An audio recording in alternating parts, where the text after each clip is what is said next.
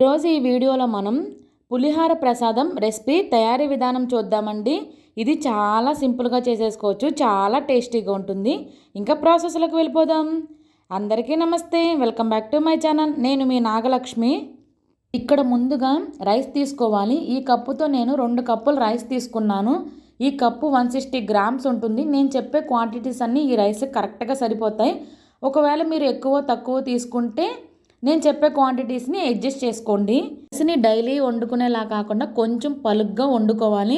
ఇలా రైస్ కుక్కర్లో చేసేటట్టయితే, డైలీ వండేటట్టయితే నేను కప్పుకి 2 గ్లాసులు వాటర్ యాడ్ చేస్తాను. ఇలా పులిహార చేసేటప్పుడు 2 కప్పులకి 3.5 గ్లాసు వాటర్ వేస్తే సరిపోతుంది.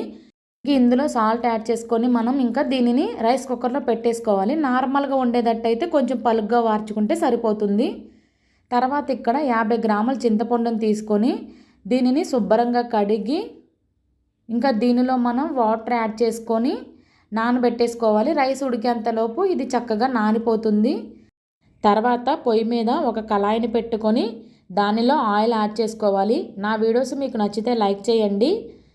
ఈ ఆయిల్ హీట్ అయిన తర్వాత ఇందులో మనం పల్లీలను 1 కప్పు నిండుగా తీసుకొని వేసి చక్కగా వేగించుకోవాలి.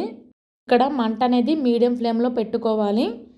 ఇవి చక్కగా వేగిపోయాయి, తీసి పక్కన పెట్టేసుకోవాలి. మళ్ళీ అదే కళాయిలో 1/2 కప్పు వరకు జీడిపప్పులు తీసుకొని ఇవి కూడా దోరగా వేగించుకోవాలి.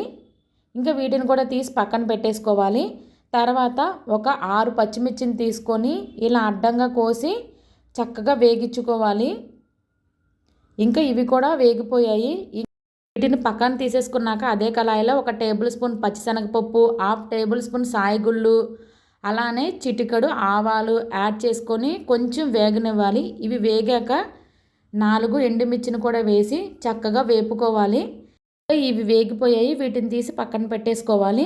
అలానే తర్వాత మనం కరివేపాకును కూడా వేసి దీనిని కూడా చక్కగా వేగనివ్వాలి. ఇంక ఇది వేగిపోయింది, తీసి పక్కన పెట్టేసుకోవాలి. రైస్ ఉడికిపోయింది, చింతపండు కూడా చక్కగా నానిపోయింది. ఇంకా చింతపండు గుజ్జుని ఇలా తీసి పక్కన పెట్టేసుకోవాలి. ఇంకా అదే కళాయిలో కొంచెం ఆయిల్ ఉంటుంది కదా, అందులో ఈ గుజ్జును మొత్తం యాడ్ చేసేసుకోవాలి. ఇందులో కొంచెం పసుపు వేసుకోవాలి. అలానే రుచికి సరిపడినంత సాల్ట్ను కూడా యాడ్ చేసుకోవాలి. వేగించిన పచ్చిమిర్చిని కూడా మనం ఇందులోనే యాడ్ చేసేసుకోవాలి.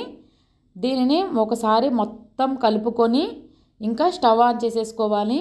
పచ్చిమిర్చిని ఇలా చింతపండు గుజ్జులో వేసి ఉడికించడం వల్ల చాలా టేస్టీగా ఉంటాయి, కారంగా ఉండవు. ఇంకా ఇది చక్కగా ఉడుకుతుంది. ఇది దగ్గరగా అయ్యేటప్పుడు చిందుతూ ఉంటుంది, ఒకసారి చూసుకోండి. ఇంకా ఇలా చక్కగా దగ్గరగా అవుతుంది. ఇంకా చింతపండు అనేది ఈ కన్సిస్టెన్సీ రాగానే ఇంకా స్టవ్ ఆఫ్ చేసేసుకోవాలి. ఇంకా ఈ చింతపండు గుజ్జుని ఈ రైస్లో మనం యాడ్ చేసేసుకొని మొత్తం అంతా కలిసేటట్టు చక్కగా కలుపుకోవాలి. ఇంకా ఇలా చక్కగా కలిసిపోయింది. ఇంకా ఇందులో వేగించిన తాలింపు దినుసులన్నిటిని యాడ్ చేసేసుకోవాలి. యాడ్ చేసుకొని దీనిని కూడా మొత్తం చక్కగా కలిసేటట్టు కలుపుకోవాలి. ఇదంతా కలిసిపోయింది. ఇంకా ఫైనల్గా ఒలిచిన కొత్తిమీరను కూడా వేసి చక్కగా కలిపేసుకోవాలి, అంతా కలిసేటట్టు. ఇంకా అంతేనండి, టేస్టీ పులిహార ప్రసాదం రెసిపీ రెడీ అయిపోయింది. నా వీడియో మీకు నచ్చితే ఒక లైక్ చేయండి, మీ ఫ్రెండ్స్ అండ్ ఫ్యామిలీకి షేర్ చేయండి.